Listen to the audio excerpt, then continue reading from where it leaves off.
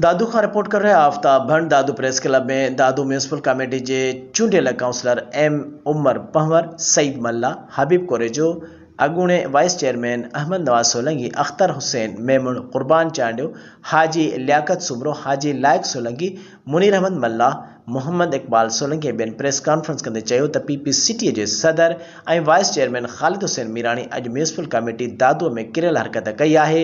बिना जवाज़ CMO Ayaz Panwar officer के office जो गेट भंजी उते दादागिरी करे वेहण गलत अमल है, जैंजी असां काउंसलर सख्त लफ्ज़न में मुसम्मत क्यों था।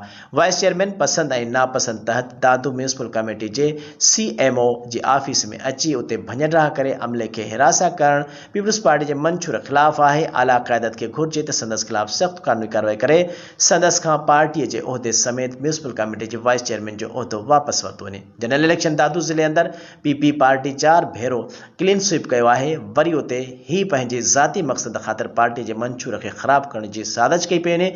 ड्रेनेज अज जो न पर पाकिस्तान ठहण खां अगु जो है। दादू शहर के आबादी इन महिल 5 लाख खां मथे है। हाँ अख्तियार मिलण शुरू थिया आहिनि। म्यूनसिपल कमेटी जो चेयरमैन पीर दानिश अली और CMO शहर की बेहतरी लाइ नीह रात कम कन पिया, पर उन बावजूद कुछ साज़िशी अनासर साज़िशूं कन पिया जेको सरासर गलत है।